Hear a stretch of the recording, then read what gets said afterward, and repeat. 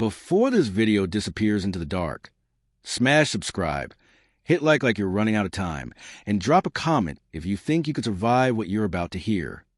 At 2:17 a.m., the cameras at Black Ridge Federal Penitentiary went black. Not flickered, not glitched. Black. For exactly 93 seconds. The most secure prison in the state, housing murderers, cartel enforcers, and men who would never see daylight again, ceased to exist in the digital world. When the feed snapped back on, nothing looked wrong at first. The corridors were still, the guards still walking their routes, the cell blocks locked down tight, except cell 4D. Its door was open, and the man inside was gone. The alarm didn't sound until 12 minutes later, when Officer Mark Delaney made his routine round and found the empty cell. Delaney would later tell investigators he felt it before he saw it, that cold, sinking sensation in his chest, the instinctive knowledge that something had gone catastrophically wrong. He froze, hand hovering over his radio, staring at the neatly folded blanket on the bunk, the untouched food tray, the toilet flushed clean. No signs of a struggle. No blood. No forced entry.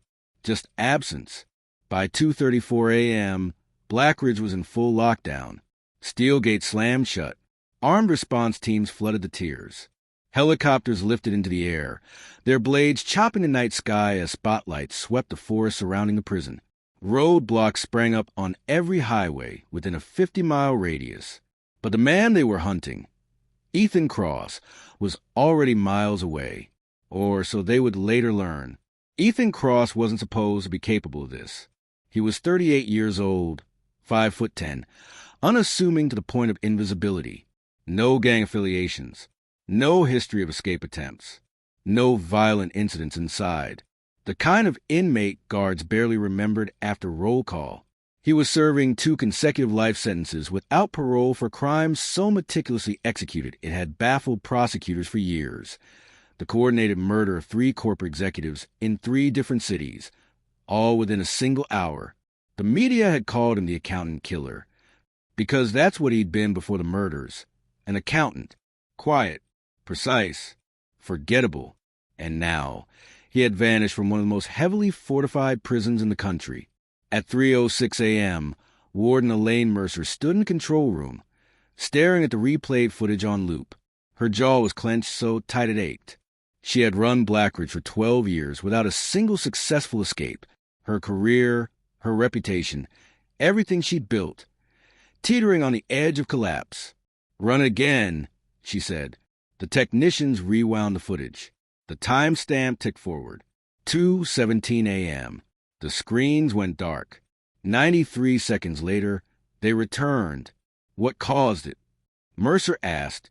No power fluctuation, one technician said. No system fault. It's like someone reached in and turned the cameras off manually. That's not possible, Mercer snapped. The control access is internal only. There was a pause. Unless, another technician said carefully, someone had the access codes. That was the first crack in the story. The moment the narrative shifted from escape to conspiracy. By dawn, federal investigators had arrived. The FBI, the U.S. Marshals, Internal Affairs. They tore through Black Ridge inch by inch, questioning guards, combing logs, analyzing every keycard swipe and radio transmission. Nothing made sense. Ethan Cross had been locked in his cell at 10 p.m. head count confirmed. The cell door log showed no unauthorized opening. The perimeter alarms never triggered. No fences cut. No tunnels discovered. The sewage system was intact. The ventilation shafts too narrow for a man his size. It was as if he had simply walked out. At 9:12 a.m., Special Agent Rebecca Hale stepped into the cell. Hale had built her career on impossible cases, the ones that made seasoned investigators give up. She was known for her patience, her obsession with patterns, her refusal to accept coincidence. When she looked at cell 4D, she didn't see emptiness. She saw a message. The bed was made with military precision, the blanket folded into a perfect rectangle, the pillow centered exactly. On the stainless steel desk sat a paperback book, The Count of Monte Cristo. Hale picked it up, flipping through the pages. Nothing written, No hollowed-out compartments. No notes tucked inside. But the page marker, an old scrap of paper, was placed at a specific chapter. The escape, Hale murmured. Delaney, standing behind her, swallowed. You think he planned this? I think, Hale said, he's been planning it since the day he got here. The search widened beyond the prison walls. Investigators canvassed nearby towns, interviewed residents, checked traffic cameras. No confirmed sightings. No abandoned vehicles. No credit card usage. Ethan Cross had disappeared like smoke. Then, at 11:47 a.m., a call came in from the prison infirmary. They had found something. The infirmary was a sterile, windowless wing tucked deep inside Blackridge. Hale followed the nurse down the corridor, her footsteps echoing too loudly in the sudden quiet. They stopped outside a supply closet that hadn't been opened in weeks. Inside, behind stacked boxes of latex gloves and disinfectant, was a maintenance panel. It was ajar. The panel concealed a narrow crawl space, one that wasn't on any official blueprint. Dust coated the floor, except for a single set of footprints leading inside. And something else. A guard's uniform, folded neatly, carefully. Name tag attached, Delaney M. Hale felt the room tilt. She turned slowly to Officer Mark Delaney, who stood frozen in the doorway, his face drained of color. That's not possible, he whispered. I would never. Hale held up a hand, silencing him. Her mind was racing now, pieces snapping together with terrifying clarity. The camera blackout, the access codes, the unlisted crawl space, the timing. You were on duty, she said quietly. You found the cell. I reported it, Delaney said, his voice shaking. I followed procedure. I know, Hale replied, which is why this doesn't mean what it looks like. But even as she said it, doubt crept in, because tucked inside the folded uniform was something else. A small plastic card, a visitor badge, stamped with yesterday's date, issued to E. Cross. The room fell silent. Outside, sirens wailed as news vans arrived at the prison gates. The story was already breaking. A lifer had escaped. Authorities were scrambling. The public was panicking. But inside that supply closet, Hale realized something far worse than an escape had occurred. This wasn't a breakout. It was an extraction. And whoever helped Ethan Cross get out was still inside Blackridge. Because when Hale checked the visitor logs one last time, her stomach dropped. The badge number on the card had been signed out at 2:18 a.m., 1 minute after the cameras went dark. And the name next to the signature wasn't Ethan Cross. It was hers. By noon, Blackridge Federal Penitentiary had become a fortress under siege. Armored vehicles blocked the entrances. Tactical units stood posted along the perimeter, rifles slung low, eyes scanning the tree line, as if Ethan Cross might suddenly step out of the forest with his hands raised. News helicopters circled overhead, their rotors thundering like a warning siren to the entire state. Something had gone terribly wrong. Inside the prison, the atmosphere was worse. Every guard was a suspect now. Special Agent Rebecca Hale stood in the administrative conference room, staring at the visitor log projected onto the wall. Her name glared back at her in stark black letters, tied to a badge she knew she had never signed out. 2:18 a.m., 1 minute after the cameras went dark, 1 minute after Ethan Cross vanished. You're telling me, Hale said slowly, that someone used my credentials, bypassed internal security, shut down the surveillance system, accessed an undocumented crawl space, and walked a lifer out of federal prison. The Internal Affairs Director nodded grimly. That's exactly what we're telling you. Then you're telling me there's a mole, Hale replied, or multiple ones. No one disagreed. Officer Mark Delaney sat alone in an interrogation room down the hall, hands clasped so tightly his knuckles had turned white. He'd been suspended pending investigation, his badge confiscated, his weapon locked away. The uniform found in the infirmary closet had been enough to put him under a cloud of suspicion that no amount of procedural compliance could immediately clear. Delaney had been one of the first guards on scene after the escape. He'd followed protocol. He'd called it in. And now, he was the most convenient scapegoat.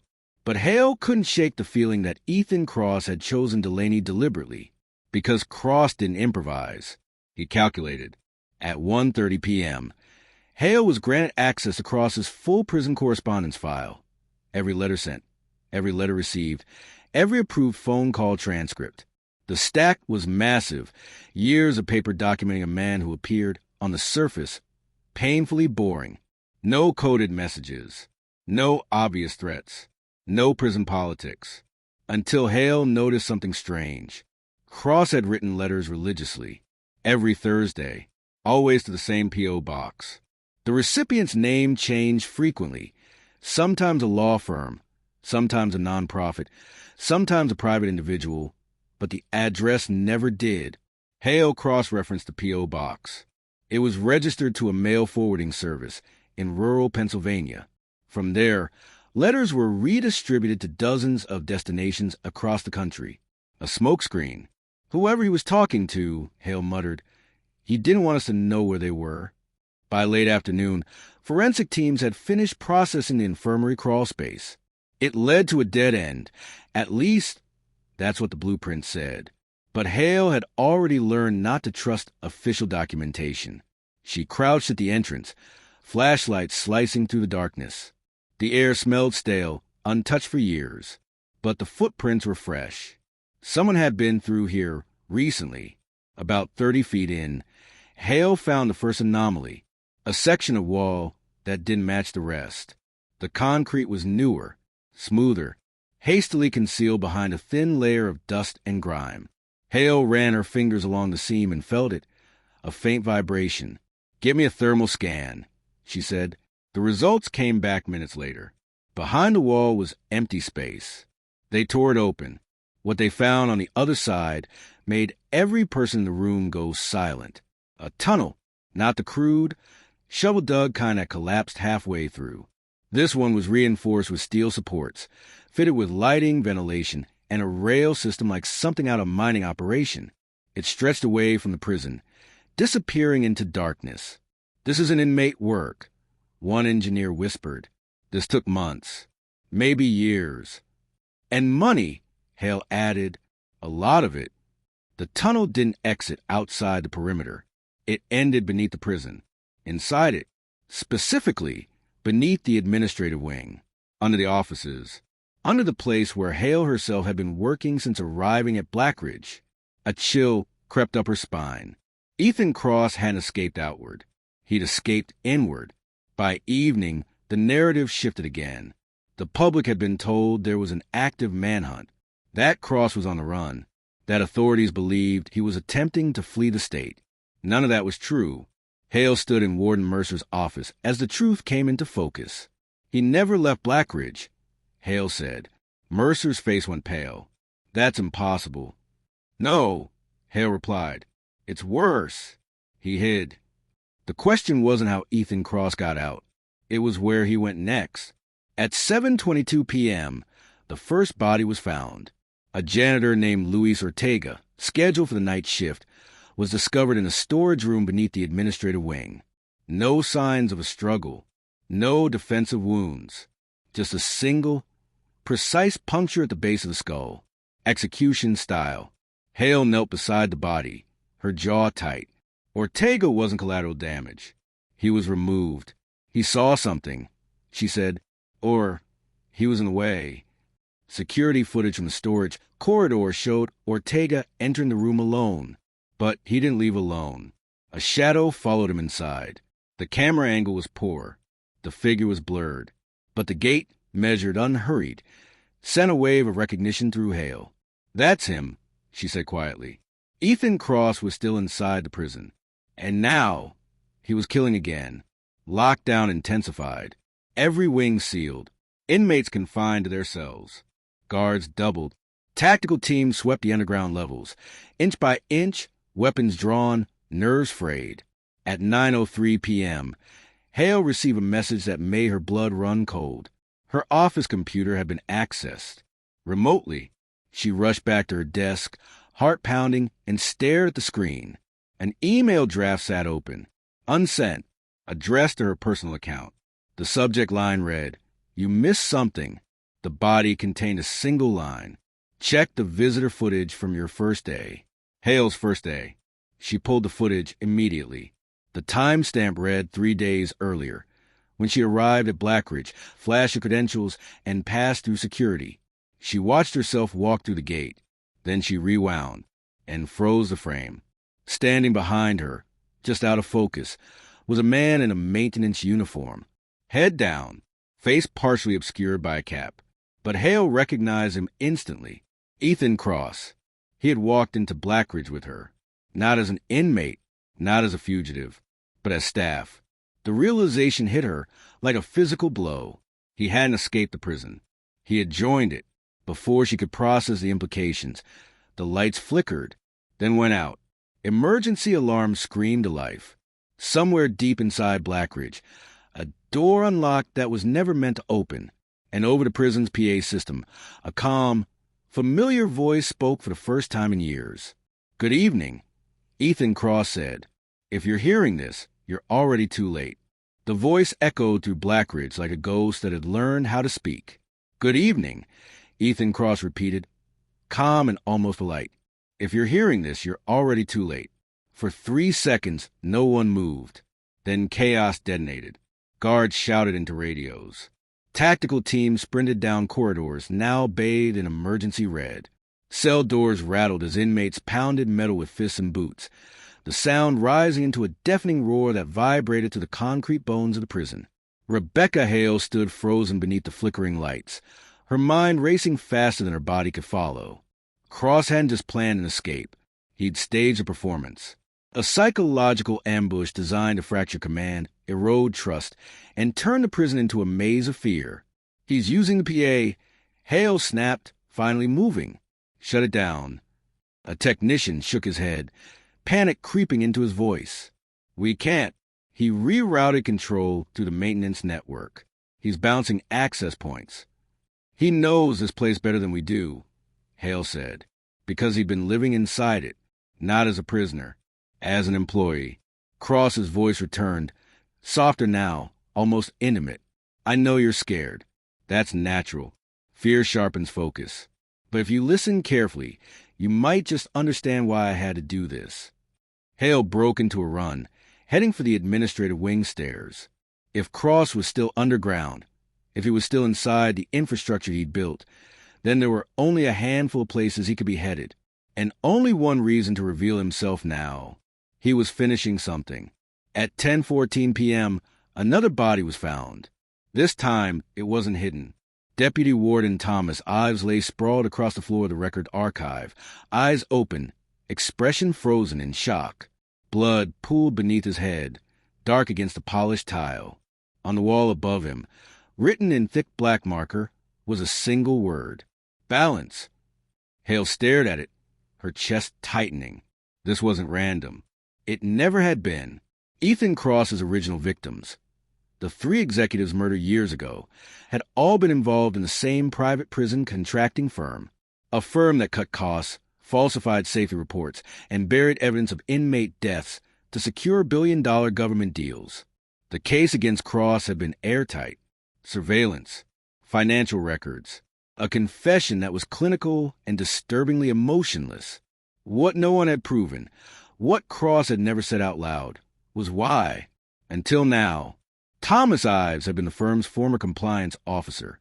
Luis Ortega, the janitor, had once worked maintenance for one of their facilities before being quietly fired after reporting unsafe conditions. Every victim since the escape had a connection, not to Cross, to the system that put him away. "He's not running," Hale whispered. "He's settling accounts." At 10:27 p.m., Cross spoke again. "You built a machine that profits from suffering. You locked men away and told yourselves it was justice. Tonight, I'm correcting the math." The phrase sent a shiver through Hale. Correcting the math. That's what the media had said he did as an accountant. Balance books. Found discrepancies. Fixed problems others pretended not to see. Hale reached the security hub just as a blast door slammed shut behind her, sealing the corridor. She spun, heart hammering, but there was no one there, only a screen flickering to life. Ethan Cross appeared, standing in a well-lit room she didn't recognize. He wore a maintenance uniform, clean and pressed, his face calm, eyes clear. Not frantic, not desperate, in control. "You figured it out," he said, meeting her gaze through the camera. "I was hoping you would." "People are dead," Hale said. "This ends now." Cross smiled faintly. "It ended years ago. Tonight is just reconciliation." "Why me?" she demanded. "Why frame me? Why pull me into this?" "Because you still believe the system works," Cross replied. "And I needed someone inside who could see it break." Hale's jaw tightened. "You murdered people." "I documented outcomes," Cross said evenly, just like they did. At 10:41 p.m., the final phase began. The prison's outer gates unlocked. Simultaneously, every perimeter alarm triggered at once, flooding the control room with noise and flashing warnings. To outside observers, it looked like a catastrophic failure, an open invitation for chaos. But no inmates escaped, because that wasn't the point. Cross was creating noise. Distraction, a false ending. Hale sprinted toward the emergency stairwell, following a hunch she couldn't yet articulate. Her instinct screamed that Cross wasn't trying to disappear into the night. He was trying to be seen. She reached the roof access as the wind howled around her, the prison yard illuminated by floodlights and armed personnel shouting conflicting orders below. And there he was, standing at the edge. Ethan Cross looked smaller up close. Ordinary. The kind of man you pass in a hallway without noticing. He turned as Hale approached, hands visible, posture relaxed. "You won't get out," Hale said, leveling her weapon. "There's nowhere to go." Cross glanced down at the chaos below, then back at her. "I already did." He held something up between two fingers. "A flash drive. Every letter I sent, every call I made, every tunnel I built. It was all documented," he said. "Financial trails, emails, signed approvals, names you've never seen connected to this place." Hale's breath caught. "You're confessing." "I'm testifying," Cross corrected, "and I needed to be free long enough to make sure it reached the right hands." Sirens wailed closer now. Boots pounded up the stairs behind her. Cross took a step back toward the edge. "Don't," Hale said. "Face it. Let the truth come out the right way." Cross's eyes softened, just for a moment. "There's no right way. There's only exposure." He dropped the flash drive at her feet, then stepped backward into the darkness.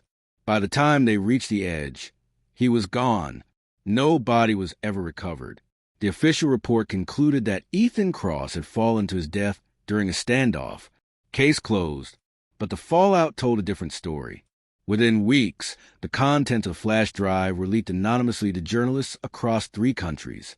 Investigations exploded. Executives resigned.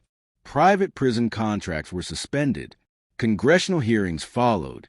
Names were dragged into the light that had never appeared on any indictment. Blackridge Federal Penitentiary was placed under federal oversight, and Rebecca Hale was cleared of all suspicion, promoted even. But some nights, she still replayed the footage from her first day, the moment Cross walked in behind her, carrying a toolbox, already free, already invisible.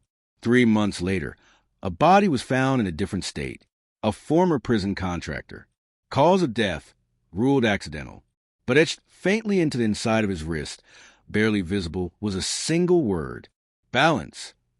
Authorities said it was a coincidence. Hale knew better, because somewhere out there, Ethan Cross had never escaped. He had simply moved on to the next line in the ledger. And if this story kept you holding your breath until the last second, just remember, there are cases even darker than this one. Make sure you're subscribed, because the next story might be closer than you think.